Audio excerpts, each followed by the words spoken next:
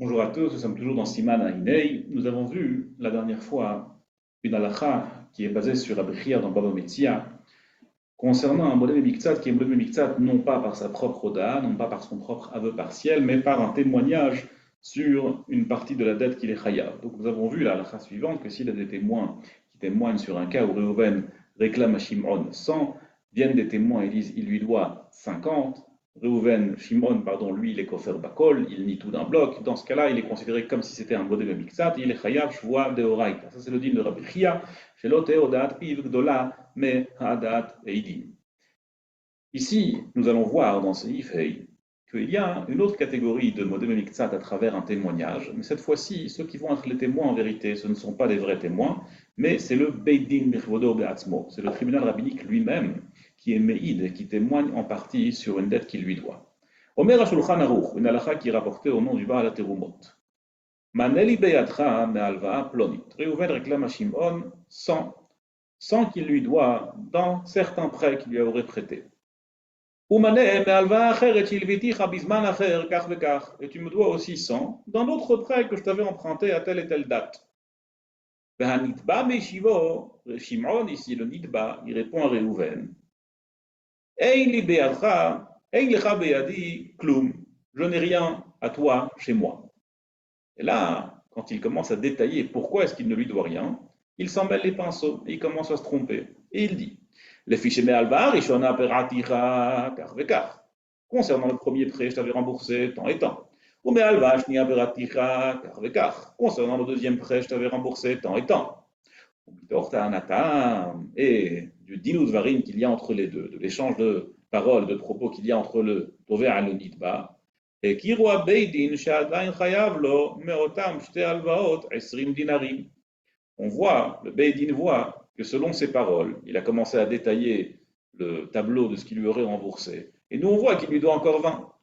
Par exemple, ici, il lui réclamait 100 et 100, il commence à lui dire la première alva, je t'avais remboursé 40, et après je t'avais remboursé encore 40, et après pour la deuxième, je t'avais remboursé 50, et je t'avais remboursé 40 plus tard, et encore 10. Et nous, on entend de ces paroles qu'il lui a remboursé seulement 180 sur les 200 qui lui ont été réclamés. Ça s'appelle comment? Ça s'appelle une ha'adat et idim sur une partie de la dette qui a été réclamée. Ici, c'est le Beidin qui est Anansad, et nous, le Beidin, nous sommes témoins, qui lui doit encore 100, qui lui doit encore 20, pardon, et qui lui aurait remboursé seulement 180 sur les 200 qui lui sont réclamés. Et là, Omer HaShulchan Aruch, c'est comme si on a deux témoins qui témoignent qu'il lui doit encore 50, dans notre cas, qu'il lui doit encore 20.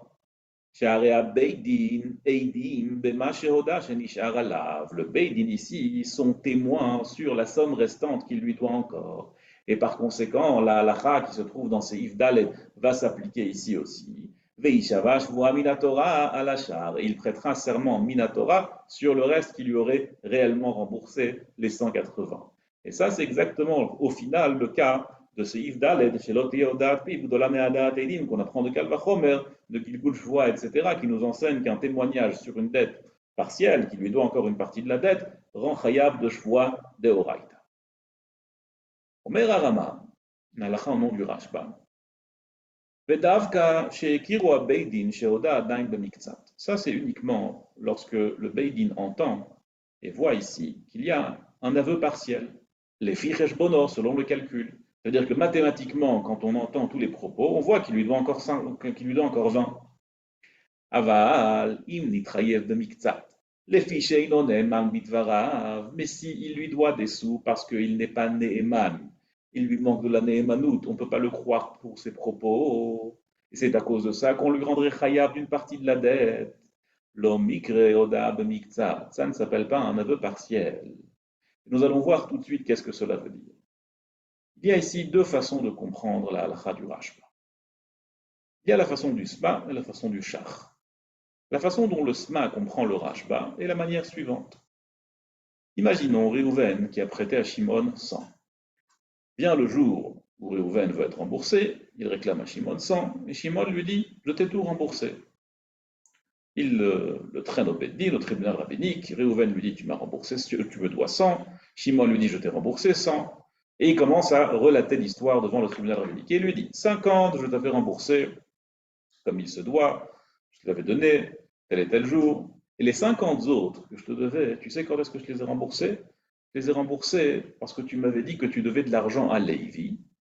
Et l'argent que tu devais à Lévi, c'était Ribit. C'est-à-dire qu'en vérité, Réhouven devait de l'argent à quelqu'un d'autre, mais cet argent qu'il le devait, c'était Ribit, c'était des intérêts. Minatora, on n'a pas le droit de donner des intérêts, c'est assourd. Le Beidin, il entend l'histoire.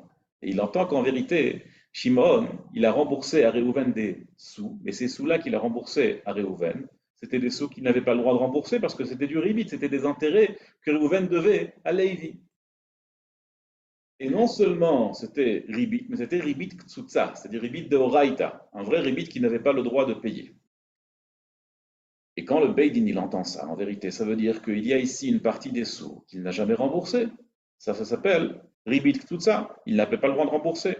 Le Beidin entend ça, donc c'est comme si on avait ici un témoignage, on aurait pu du moins penser que c'est comme si on avait ici un témoignage sur une partie des sous qui lui doit encore, et par conséquent, il aurait pu être Hayav Shvoua.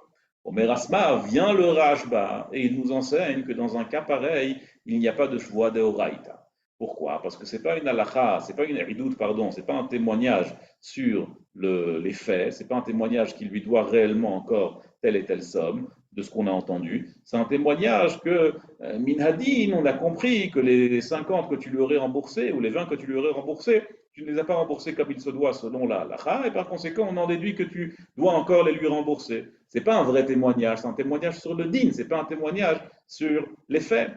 Et par conséquent, ici, il n'y aura pas une vraie Adat Edim qui engendrera une joie de Horaïta. Comme ça, le Sma, il a étudié le Rashba. Donc, pour résumer, le Sma, il a étudié le Rashba, que s'il y a ici un témoignage du Beidin sur le din, sur la halacha, qui engendre un chiyuv mamoni, qui engendre un chiyuv d'une partie de la dette, ce chiyuv de la dette qui a été engendré par le témoignage ne s'appelle pas un témoignage direct sur les faits qui lui doit de l'argent, et par conséquent, ça ne s'appelle pas une Adat Edim qui peut faire office de modèle miktzat, qui rendra Chayav Shvoa le Nidma.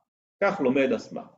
Bien le char, elle dit, moi je ne suis pas d'accord avec le limoud du Sma. La façon dont le Sma il étudie n'est pas juste selon moi. Pourquoi? Parce qu'en vérité, dans un cas pareil, il sera oui Chayav Shvoa, tout simplement. Si le Beidin il entend de ses paroles que Minadin il lui doit encore 50, parce que les 50 qu'il lui a remboursés n'ont jamais été remboursés, parce qu'ils ont été donnés en tant que ribit alors qu'il n'avait pas le droit de donner du ribit, c'est comme si on avait un témoignage qui n'a jamais remboursé ces 50. Et par conséquent, c'est comme si on avait ici un mot de Memikzat, Midin Rabichia, de chez l'Otéoda, de la Mahada Teidim. Mais il en est Rachach, moi je ne suis pas d'accord avec le Sma. Mais la façon dont on doit étudier le Rashba selon le Char est la suivante. Et avant de comprendre la façon dont le Char, pardon, étudie le Rashba, une petite introduction s'impose. Bien alacha que amalvei travero beidim ein tzarich leporo beidim. Si quelqu'un prête de l'argent devant témoin, le remboursement n'est pas obligé d'être fait devant témoin. Reuven prête à Shimon 100, il prête devant témoin, le remboursement n'est pas obligé d'être devant les témoins. C'est une chéla dans la Gemara.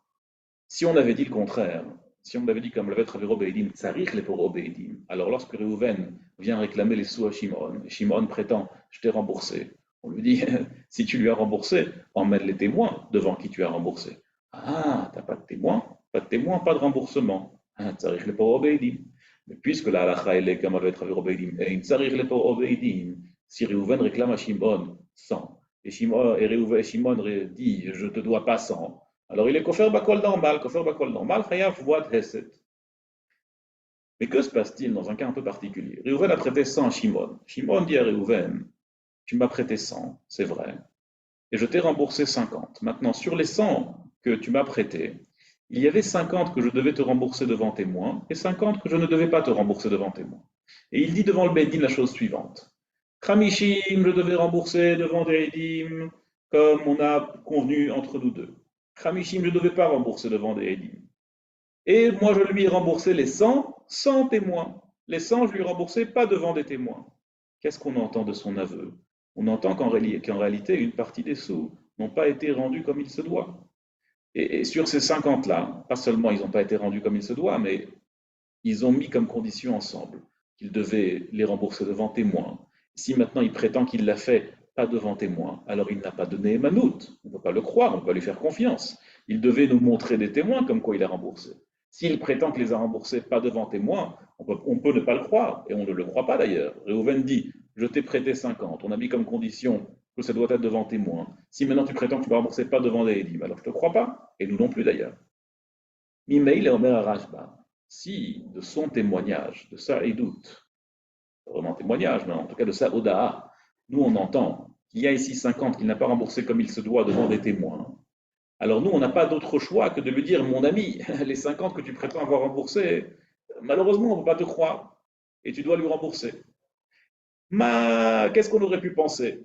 On aurait pu penser qu'en vérité, il lui doit 50, et c'est comme si on avait ici un témoignage du Beidin sur les 50. Et par conséquent, il sera chayav shvoua comme un modem miktzat, Malan le Rajba qui est rapporté ici par le Rama, que non, ce n'est pas comme si on a un témoignage sur les 50. Pourquoi? Parce que ce n'est pas une édoute sur des faits, c'est une édoute d'une anhaga, c'est-à-dire, lorsque nous on entend de sa parole que les 50 il n'a pas remboursé comme il se doit, il n'a pas donné Emanout. Quand il y a un manque de Emanout, on n'a pas d'autre choix que de le rendre chayav. Mais on ne le rend pas chayav parce qu'on sait qu'il est chayav. Ce n'est pas un birour, ce n'est pas qu'on clarifie ici avec un vrai témoignage qui lui doit 50. C'est juste que comme il n'a pas donné Maloud, on n'a pas d'autre choix que de le rendre chayav sur ses 50. Ça ne s'appelle pas une Haadat Eidim qui peut faire office de Modem Miktzat et qui rend chayav Shvoua. Parce que ce n'est pas une vraie Haadat Eidim. C'est une Haadat Eidim sur un din, qu'on est obligé de le rendre chayav. Avec un Haadat Eidim qui dit il est de mettre chayav. Par conséquent, ici, il n'y aura pas le din de Haadat Eidim / Modem Miktzat. Comme ça, nous dit le Rashba. Je reprends dans les mots du Rama. Ça, c'est uniquement quand le Beidin il entend qu'il lui doit réellement une partie de la dette qui lui a été réclamée les fichesh bono selon son calcul. Mais s'il lui doit une partie des sous, parce qu'il manque ici une némanout sur une partie des sous, ça ne s'appelle pas une oda bemiktzat. Pourquoi? Parce qu'il y a ici une haada qui engendre en vérité une anhaga de chiyuv, qu'on est obligé de le rendre chayav. Mais il n'y a pas ici une haada, une idout de birour d'un chiyuv. Ce n'est pas qu'on a clarifié qu'il lui doit. Par conséquent, ici ne s'appliquera pas la halacha de modem miktzat al yedei hadat eidim. Kol tuv et à bientôt.